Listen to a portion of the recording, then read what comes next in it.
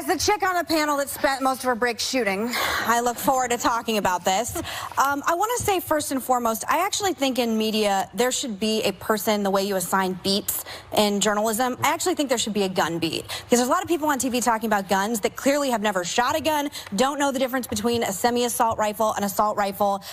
Vice President Biden, as you were saying, he actually said... Oh, the look on their faces is wonderful. She's off script. She's going to get more tweets than us, goddammit. We just got back. We're just back, and she's already one-upping us. God damn it.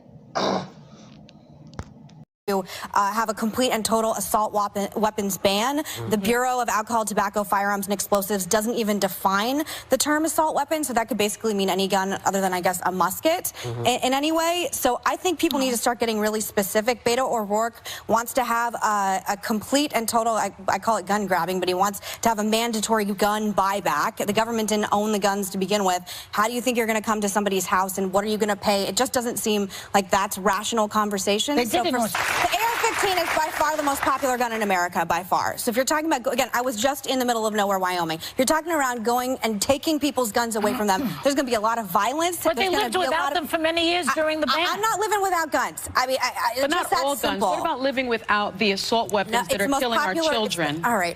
But what about living without just that gun? How about we live in a place... virtue signaled at 20 minutes into the How about we live in a place where we can actually walk in a mall and not look around and be nervous that someone's going to pull out a shotgun? Because that's where I was today. That particular gun. Well, I'm sorry, but none of you feel safe. I mean, again, like, I feel safe that I can protect myself, and I have guns at my house. All right. Welcome back. What? No one expected that shocker. Really? No one expected this. No one saw this coming with the conversation going where it was going, and she being who she is. No one saw this coming. She's going to get more tweets than you and more attention than you for this first episode of Pageant. That's on you guys. Whoopi, you should know better.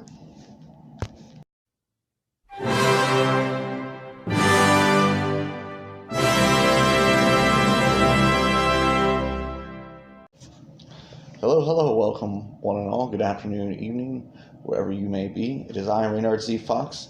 And that's right, today we are reviewing just a short video clip, which we already did, and reading through an article concerning Meghan McCain on the newest episode of the new season of The View, concerning her remarks about gun control and her feelings on the matter, and the tweets and the lovely outrage machine that followed, just chugging along like the outrage machine likes to do.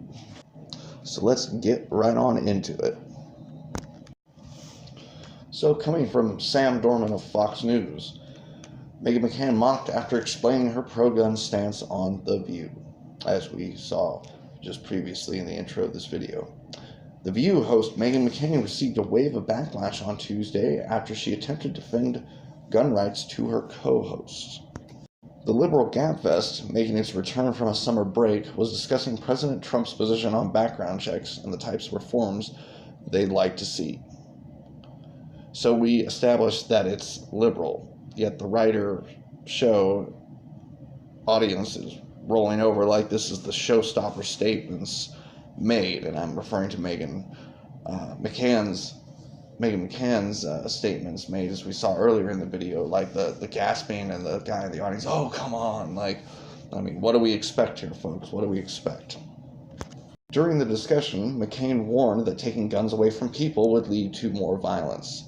Now, I'm going to stop right there, because that is sort of a blanket statement that could be taken the wrong way, and I mean that you could insinuate, or it could be implied from McCain's statement, is that we will see violence, riots, people, coming out of their front porch or off their front lawn, just firing away at any government agent that's coming to take a firearm away from you, and yes, that is a distinct possibility. I'm on the side of, if that is the law that gets passed, that is the law we should have to follow, and there is a right way to go in about repealing such laws, although this would be a very, very last resort kind of tyrannical law being passed by our government. If it came to that, we are so far into the briar patch that Brer Rabbit is just laughing his ass off at us, because we are essentially screwed at this point if it ever comes to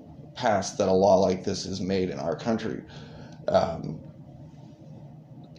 So I feel that yes, that is a statement that would be taken the wrong way, and of course that is going to start the Twitter mobs just getting their pitchforks and their Twitter torches going. But anyways, reading on, after co-host Joy Behar interjected, McCain flatly said, "I'm not living without guns."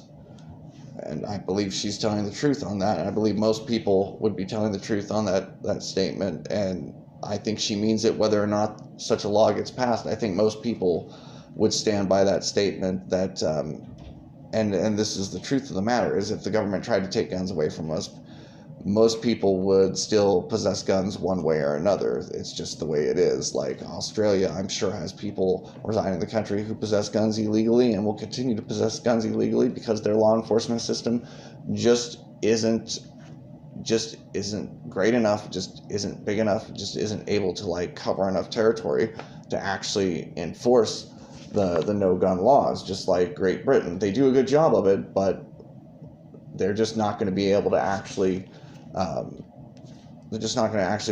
like uphold such a law. Neither will this country.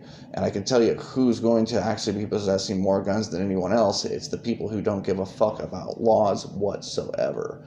And we've been saying this, playing ring around the outhouse with this notion for a long time now, and the far left, the libs, just don't seem to get it. Like, who do you think is going to obey such a law? Like, law-abiding citizens or non-law-abiding citizens? McCain appeared annoyed as the audience reacted to her saying she felt safe with firearms in her home. Things seemed to get even more heated when co-host Sunny Hostin said she wanted to ban assault weapons that are killing our children. Assault weapons, trigger word, tugging on a heartstring statement if there ever was some. It looks like she's pulling out all the stops to compete with the rest of our co-hosts in this virtue signaling pageant. As we saw in the video, her response was, "All right, I love being virtue signaled at 20 minutes into the first show back," she said. I'm speaking about McCain. She and the co-host had just returned for the premiere of the show's 23rd season. Oh my god, 23 seasons. It's the Antichrist of The Simpsons. This is the Antichrist of daytime television. Somebody help, please. On Twitter, McCain, the daughter of late Senator John McCain, received plenty of criticism, with one user suggesting she should be removed from the show. And we'll get to some of these lovely tweets in just a moment. Let's finish the article. Great to have the At The View back on. There are a few things more entertaining than watching Meghan McCain blow herself up on national television every week. Controversial attorney Michael Avanti tweeted.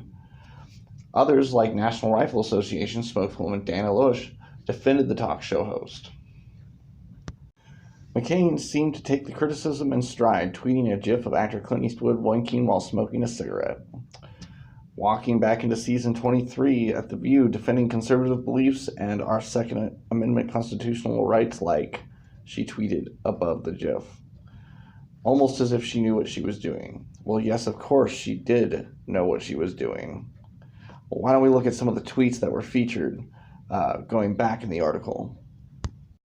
From Molly Jong Fass. It looks like we're all being held hostage by gun culture.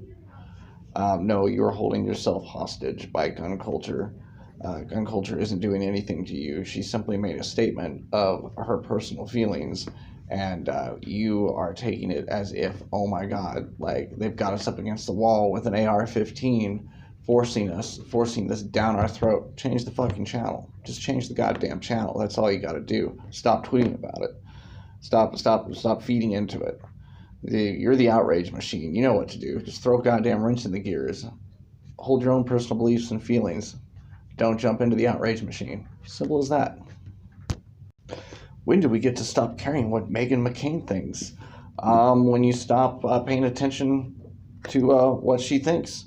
When you stop watching The View. When you just let it roll off your shoulder and continue enjoying the show that is in its 23rd season that will never run out of episodes that the entirety of the series combined makes what this little segment of Meghan McCain, it's a tiny, tiny little drop of the bucket that you don't need to pay any mind to.